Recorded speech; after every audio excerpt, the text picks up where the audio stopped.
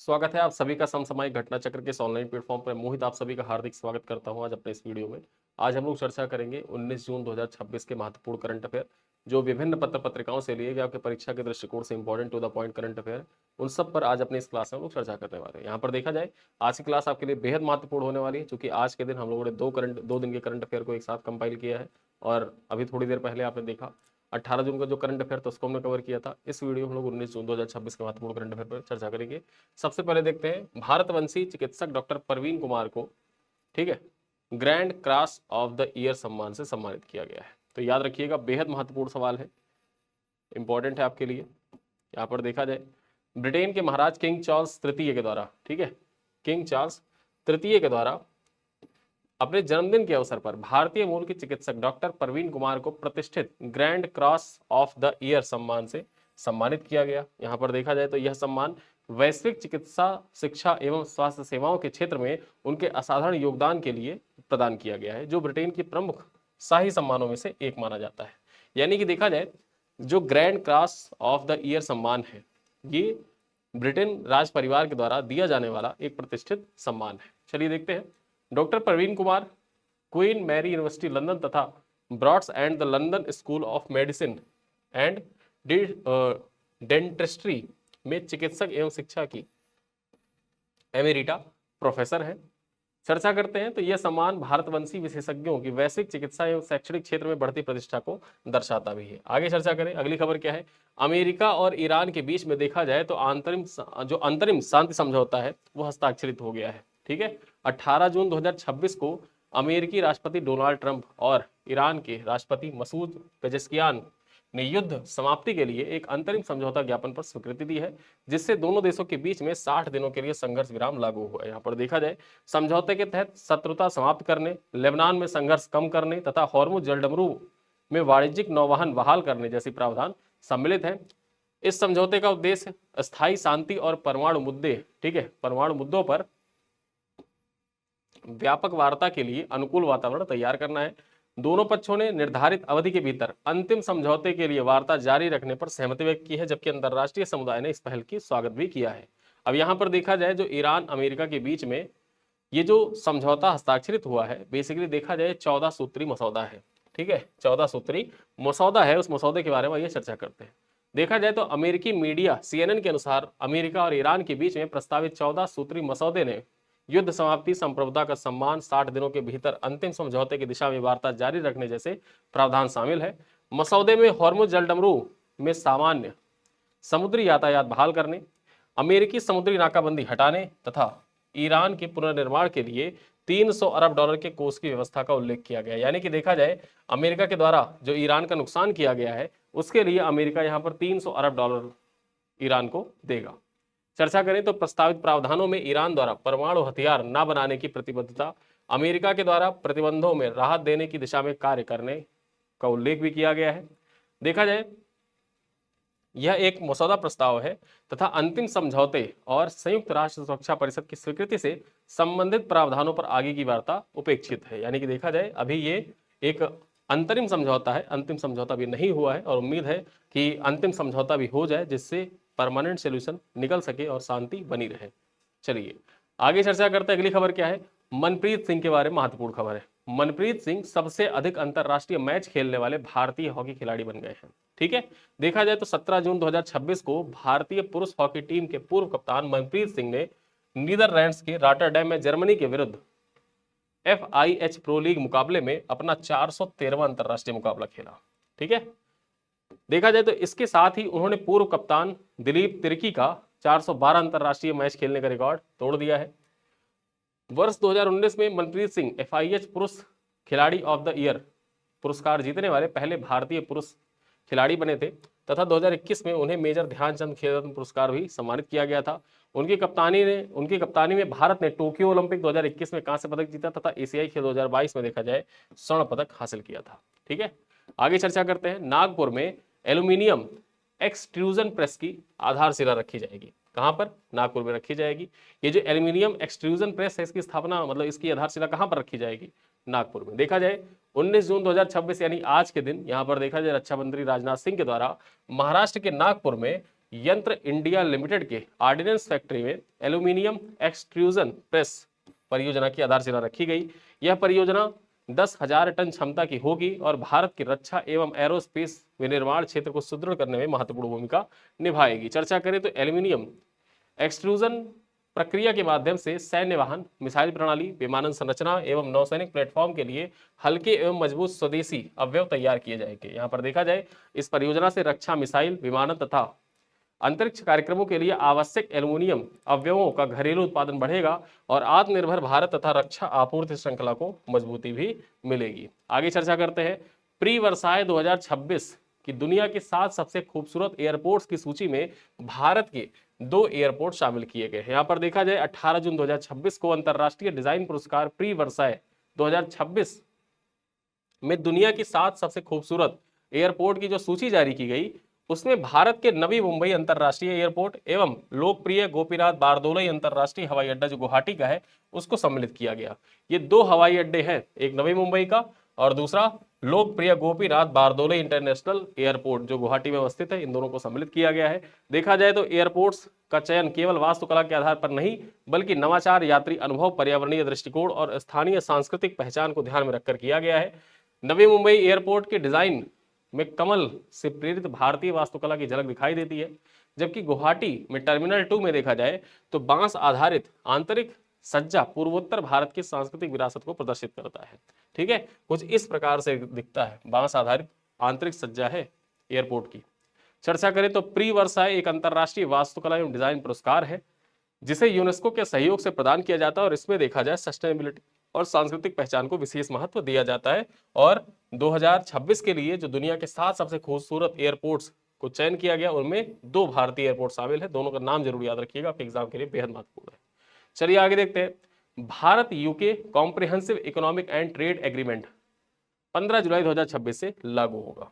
ठीक है, यहाँ पर देखा जाए 18 जून 2026 को भारत और यूनाइटेड किंगडम ने घोषणा की है कि comprehensive economic and trade agreement 15 जुलाई 2026 से प्रभावी होगा। इस समझौते पर वार्ता जनवरी 2022 में शुरू हुई थी तथा जुलाई 2025 में इसको मंजूरी मिल गई थी। यहाँ पर देखा जाए समझौते के तहत भारत में लगभग 99% निर्यात उत्पादों को यूनाइटेड किंगडम में बाजार में देखा जाए तो ड्यूटी फ्री पहुंच प्राप्त होगी। यानी कि 99% जो भारत के वस्तु है, सामान है, उनको ड्यूटी फ्री एंट्री मिलेगी। कहां पर? यूनाइटेड किंगडम में। चर्चा करते हैं, जिससे द्विपक्षीय व्यापार को और ज्यादा बढ़ावा मिलेगा। देखा जाए तो यह समझौता व्यापार, निवेश, सेवाओं और पेशेवरों की आवाजाही को प्रोत्साहित करेगा, जबकि यूनाइटेड किंगडम से आयातित ऑटोमोबाइल, विस्की और खाद्य उत्पादों पर शुल्क जो है उनको कम किया जाएगा। ठीक है, यहाँ पर चर्चा करें। इस समझौते से भारत में टेक्सटाइल, चमड़ा, फुटवेयर, फार्मास्यूटिकल्स, इंजीनियरिंग क्षेत्र को विशेष लाभ मिलने की संभावना भी जताई जा रही है। आगे चर्चा करते हैं। यूपी स्पेशल के दृष्टिकोण से महत्वपूर्ण है। मुख्यमंत्री कैशलेस चिकित्सा उपचार योजना हेतु समर्पित पोर्टल लॉन्च किया गया। यहाँ पर देखा जाए उत्तर प्रदेश सरकार ने शिक्षकों और उनके आश्रितों के लिए मुख्यमंत्री कैशलेस चिकित्सा उपचार योजना के अंतर्गत समर्पित पोर्टल लॉन्च किया है, जिसे जनवरी 2026 में स्वीकृति प्रदान की गई थी। यहाँ पर देखा जाए योजना के अंतर्गत लगभग 11.95 लाख बुनियादी शिक्षा और 2.97 लाख माध्यमिक शिक्षा के लाभार्थियों को शामिल किया जाएगा, जिसके बाद उच्च शिक्षा कर्मचारियों तक विस्तारित भी किया जाएगा।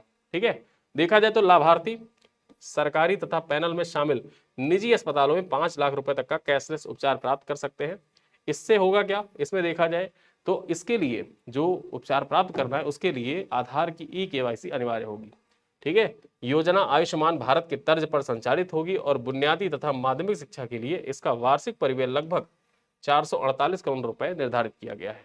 आगे चर्चा करते हैं। एक महत्वपूर्ण वायरस है, आपके परीक्षा के दृष्टिकोण से इंपॉर्टेंट हो जाता है। साइंस टेक्नोलॉजी में जब कहीं भी किसी भी वायरस का आउटब्रेक होता है तो आपके एग्जाम में पूछे जाने की उसकी प्रबल संभावना होती है। यहाँ पर देखा जाए उसुतु वायरस के बारे में चर्चा करते हैं। पहली बार मिला उसुतु वायरस, कहां पर? स्कॉटलैंड में। देखा जाए ये ब्लैक बर्ड पक्षी होते हैं, उनमें इसकी संक्रमण की पुष्टि की गई है। चर्चा करें तो वर्ष 2025 की गर्मियों में स्कॉटलैंड के आइल ऑफ एरन क्षेत्र में बीमार और मृत ब्लैकबर्ड पक्षियों में उसुत वायरस की पहचान हुई थी, जिसकी आधिकारिक घोषणा 1 अप्रैल 2026 को की गई थी। यहां पर देखा जाए जो उसुत वायरस है एक मच्छर जनित फैलवी वायरस है जो मुख्यतः जंगली पक्षियों को संक्रमित करता है और दुर्लभ मामलों में मनुष्यों को भी प्रभावित कर सकता है। यानी कि मूल रूप से देखा जाए तो ये जो उसुत वायरस है, उसुत वायरस ये पक्षियों में होता है, लेकिन रेयरली देखा जाए, ठीक है, अगर दुर्लभ मामले हो गए तो उसमें मनुष्यों तक भी ये पहुंच सकता है। चर्चा करते हैं। Animal and plant health agency की निगरानी कार्यक्रम के अंतर्गत देखा जाए आरटीपीसीआर टेक्नोलॉजी के माध्यम से 2 ब्लैकबर्ड पक्षियों में इस वायरस की पुष्टि की गई थी। यहां पर देखा जाए तो आनुवांशिक विश्लेषण के आधार पर यह बताया गया कि यह वायरस अफ्रीका 3.2 से संबंधित पाया गया है। वर्तमान में देखा जाए तो यूनाइटेड किंगडम में मनुष्यों में इसके संक्रमण का कोई मामला अभी दर्ज नहीं हुआ है। जब तक मैं ये वीडियो रिकॉर्ड कर रहा हूं तब तक देखा जाए मनुष्यों में ऐसा कोई मामला नहीं पाया गया है, लेकिन उसूद वायरस जो है ये पक्षियों में पाया गया है, और पक्षियों में कौन से पक्षी, ब्लैकबर्ड में पाया गया है। ठीक है, आगे देखते हैं। प्रधानमंत्री नरेंद्र मोदी को स्लोवाकिया का सर्वोच्च सम्मान प्रदान किया गया है। देखा जाए तो 15 जून 2026 को स्लोवाकिया की राजधानी ब्रातिस्लावा में राष्ट्रपति पीटर पेलेग्रिनी ने प्रधानमंत्री नरेंद्र मोदी को देश का सर्वोच्च सम्मान order of the white double cross first class प्रदान किया है। याद रखिएगा, परीक्षा पूछ सकता है, order of the white double cross first class ये किस देश का सर्वोच्च सम्मान है? तो ये सर्वोच्च सम्मान है स्लोवाकिया का। ठीक है, देखा जाए तो यह सम्मान स्लोवाकिया के साथ मैत्रीपूर्ण संबंधों, विदेश नीति में सुदृढ़ करने तथा साथ ही साथ देखा जाए असाधारण योगदान देने वाले विदेशी नागरिकों को प्रदान किया जाता है। ठीक, यह किसी विदेशी देश द्वारा प्रधानमंत्री नरेंद्र मोदी को प्रदान किया गया 33वां अंतर्राष्ट्रीय सम्मान है। यानी कि स्लोवाकिया के द्वारा जो सम्मान प्रदान किया गया है, यह पीएम मोदी को प्रदान किया गया 33वां अंतर्राष्ट्रीय सम्मान है, जो किसी देश के द्वारा दिया गया है, जो भारत स्लोवाकिया संबंधों की बढ़ती मजबूती को प्रदर्शित भी करता है। यहाँ पर चर्चा करें, यात्रा के दौरान दोनों देशों ने संबंधों को व्यापक साझेदारी के स्तर तक उन्नत करने तथा प्रवासन, डिजिटल प्रौद्योगिकी और रक्षा सहित विभिन्न क्षेत्रों में 11 समझौतों को अंतिम रूप भी दिया है। आगे चर्चा करते हैं। हमारा अंतिम खबर क्या है? बेंगलुरु एशिया का दूसरा सबसे बड़ा एआई नेटिव स्टार्टअप क्लस्टर बना। यहां पर चर्चा करें, ग्लोबल स्टार्टअप इकोसिस्टम रिपोर्ट 2026 के अनुसार बेंगलुरु कर्नाटक को एशिया के एआई नेटिव स्टार्टअप क्लस्टरों में दूसरा स्थान प्राप्त हुआ है। वैश्विक स्तर पर देखा जाए तो शीर्ष 40 स्टार्टअप इकोसिस्टम में इसको 15वां स्थान, यानी कि वैश्विक स्तर पर देखा जाए तो 15वां स्थान, और एशिया में देखा जाए तो इसको दूसरा स्थान मिला है बेंगलुरु को। चर्चा करें, 17 जून 2026 को पेरिस में आयोजित विवा टेक कार्यक्रम के दौरान जारी रिपोर्ट के अनुसार बेंगलुरु के स्टार्टअप इकोसिस्टम का मूल्य 153 अरब अमेरिकी डॉलर आंका गया है। यानी कि बेंगलुरु में देखा जाए जो स्टार्टअप इकोसिस्टम है उसका जो टोटल कॉस्ट बताया गया है वो 153 अरब अमेरिकी डॉलर बताया गया है। देखा जाए तो जनवरी 2026 तक बेंगलुरु में 606 एआई नेटिव स्टार्टअप सक्रिय थे और लगभग 6 लाख एआई और मशीन लर्निंग पेशेवर कार्यरत थे, जिससे यह विश्व का दूसरा सबसे बड़ा एआई प्रतिभा केंद्र बना है। यहाँ पर चर्चा करें, वर्ष 2021 से 2025 के दौरान शहर ने 39 अरब डॉलर वेंचर कैपिटल निवेश आकर्षित किया और 30 यूनिकॉर्न स्टार्टअप मौजूद है। जबकि एशिया में पहला स्थान किसका है? तो एशिया में पहला स्थान बीजिंग का है। यानी कि देखा जाए ये जो रिपोर्ट है ग्लोबल स्टार्टअप इकोसिस्टम रिपोर्ट, इसके अनुसार देखा जाए तो एशिया में प्रथम स्थान किसका है? बीजिंग का है, बीजिंग चाइना। ठीक है, और दूसरा स्थान किसका है? बेंगलुरु का है। ठीक, और वैश्विक स्तर पर देखा जाए तो बेंगलुरु का कौन सा स्थान है? बेंगलुरु का यहाँ पर 15वां स्थान। ठीक, चलिए, तो ये थे आज के कुछ महत्वपूर्ण करंट अफेयर से रिलेटेड इंपॉर्टेंट पॉइंट्स। अब देखते हैं कुछ प्रश्न जिनका उत्तर आप कमेंट बॉक्स में दीजिएगा। पहला सवाल है कि भारतीय मूल की चिकित्सिका डॉक्टर परवीन कुमार को कौन सा प्रतिष्ठित सम्मान प्रदान किया गया है? डॉक्टर, यहाँ पर देखा जाए Order of British Empire, Grand Cross of the Year, Nobel शांति पुरस्कार या royal medical award. Question number 2 है, भारतीय हॉकी खिलाड़ी मनप्रीत सिंह ने 17 जून 2026 को कौन सा रिकॉर्ड बनाया? सर्वाधिक गोल करने वाले भारतीय खिलाड़ी बने, सर्वाधिक ओलंपिक मैच खेलने वाले खिलाड़ी बने, सबसे अधिक अंतरराष्ट्रीय मैच खेलने वाले भारतीय हॉकी खिलाड़ी बने, या फिर FIH player of the year बनने वाले पहले हॉकी खिलाड़ी बने। ठीक है, क्वेश्चन नंबर 3 है, Bharat UK comprehensive economic and trade agreement कब से लागू होगा? 1 जुलाई 2026 से, 15 जुलाई 2026 से। ये जब कट ऑफ डेट वाले पॉइंट्स होते हैं ना, ऐसे सवाल देखा जाए तो बीपीएससी में खासकर पूछे जाते हैं। बीपीएससी में खासकर पूछे जाते हैं। 1 अगस्त 2026, 15 अगस्त 2026। क्वेश्चन नंबर 4 है, प्री वर्साई 2026 में दुनिया के 7 सबसे खूबसूरत एयरपोर्ट्स की सूची में भारत का कौन सा एयरपोर्ट शामिल है? छत्रपति शिवाजी महाराज अंतर्राष्ट्रीय एयरपोर्ट, कैंपेगौड़ा अंतर्राष्ट्रीय हवाई अड्डा, नवी मुंबई अंतर्राष्ट्रीय हवाई अड्डा, या फिर जयप्रकाश नारायण अंतर्राष्ट्रीय हवाई अड्डा। आगे चर्चा करते हैं। ग्लोबल स्टार्टअप इकोसिस्टम रिपोर्ट 2026 के अनुसार एशिया का दूसरा सबसे बड़ा एआई नेटिव स्टार्टअप क्लस्टर कौन सा शहर है? हैदराबाद, टोक्यो, सिंगापुर या बेंगलुरु। ठीक है, तो ये है 5 सवाल। इन 5 सवालों का उत्तर आप कमेंट बॉक्स में दीजिएगा। वीडियो कैसा लगा आप लोग कमेंट बॉक्स में बता सकते हैं। और इस क्लास की क्लास पीडीएफ पीपीटी आपको व्हाट्सएप ग्रुप में हमारे शेयर कर दी जाएगी, वहां से आप डाउनलोड कर सकते हैं, देख सकते हैं, और साथ ही साथ जो हमारा टेस्ट है वो ऐप पर जाकर आप अटेम्प्ट कर सकते हैं। ठीक है, तो इन्हीं सब बातों के साथ इस क्लास को करते हैं समाप्त। मिलते हैं अगली क्लास में, तब तक के लिए धन्यवाद।